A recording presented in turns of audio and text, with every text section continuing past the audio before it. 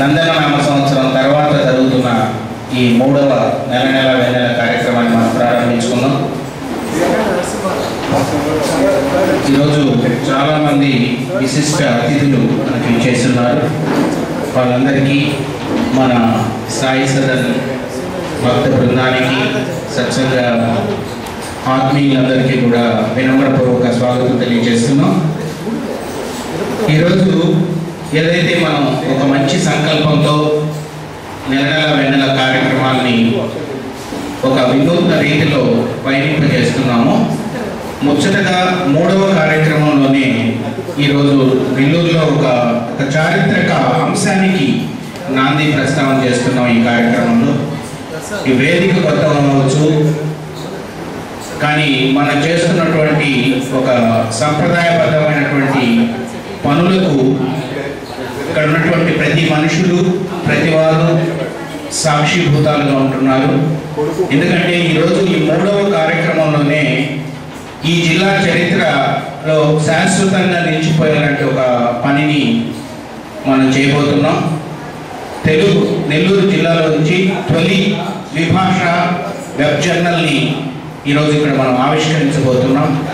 దయచేసి కరతాళ ధ్వనులతో ఇంత మంచి కార్యక్రమాన్ని ఈ వేదిక మీద నుంచి మనం చేసుకుంటున్నందుకు ఈ కార్యక్రమానికి విచ్చేసిన ప్రతి ఒక్కరికి, రాబోయే ప్రతి ఒక్కరికి కూడా అందరికీ స్వాగతాన్ని తెలియజేసుకుంటూ కార్యక్రమానికి అధ్యక్షత వహించవలసిందిగా మనందరికీ ఆత్మీయులు, మనందరి శ్రేయోభిలాషులు పూజ్యశ్రీ అల్లు భాస్కర్ రెడ్డి గారిని సగౌరవంగా వేదిక మీద ఆహ్వానిస్తున్నాం.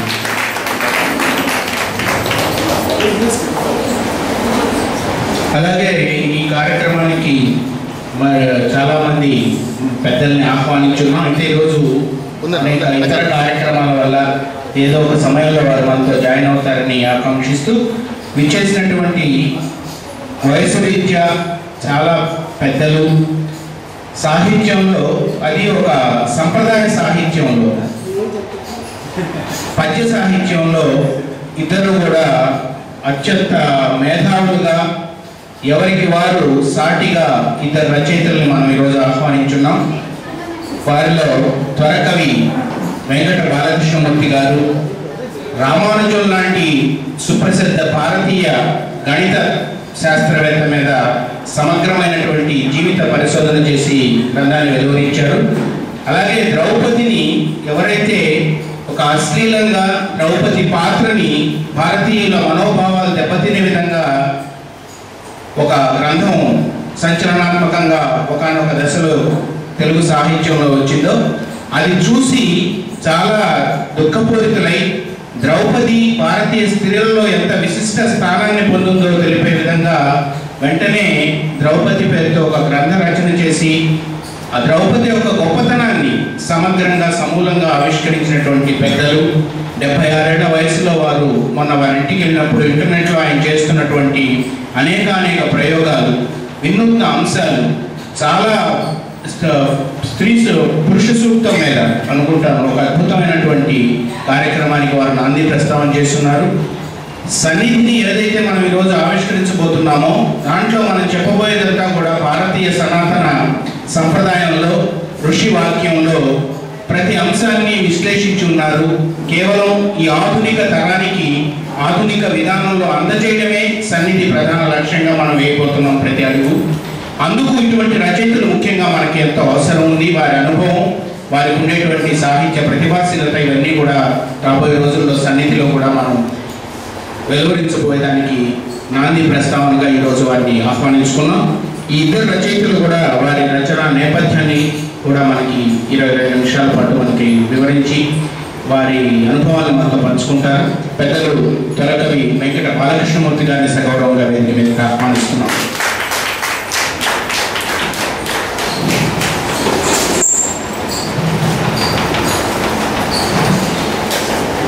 అలాగే ఒక గణిత శాస్త్రవేత్తగా, భారతీయ అంతరిక్ష పరిశోధనలో విస్తృతంగా ఒక సైంటిస్ట్గా వారి సేవలు అందించిన పదవి విరమణ అనంతరం వెంకటేశ్వర కళ్యాణ చరిత్రం అనేటువంటి గ్రంథాన్ని దాదాపు సుదీర్ 2500 పద్యాలతో రాసినటువంటి భాషావేత్త, సాహితీ ప్రియులు, పెద్దలు డాక్టర్ మద్దిపాటి శ్రీనివాస శర్మ గారిని సగౌరవంగా వేదిక ఆహ్వానిస్తున్నాం.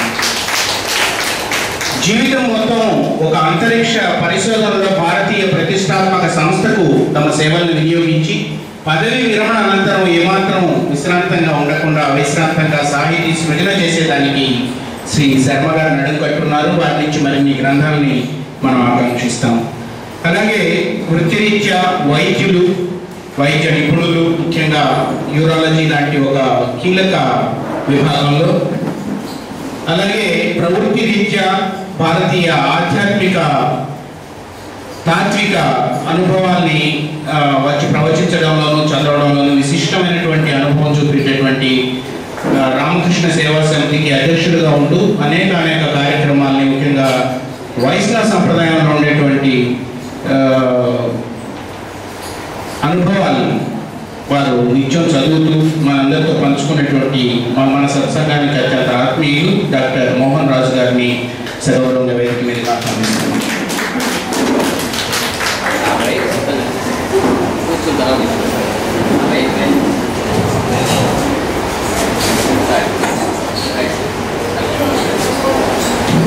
చాలా విశిష్టమైనటువంటి రోజు. నగరంలో కొన్ని వేల పెళ్లిళ్ళు జరుగుతున్నాయి.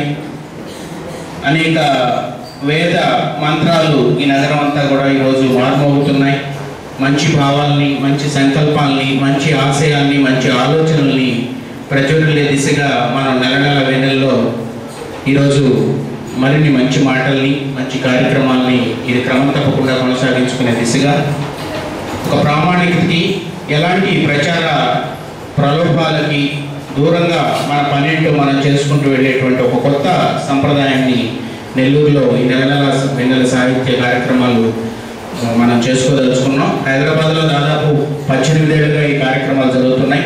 నిన్ననే అమెరికా నుంచి ఒక పెద్దలు ఫోన్ చేసినప్పుడు అమెరికాలో హ్యూస్టన్ నగరంలో కూడా ఈ నెల పేరుతో ఒంగూరు చిట్టెనరాజు అనేటువంటి ఆయన గత 5 ఏళ్ళుగా క్రమం తప్పకుండా కార్యక్రమాలు చేస్తున్నారు. ఈ పేరుతో పలు విశేష ప్రాంతాల్లో విశేష సభలు జరుగుతున్నాయి.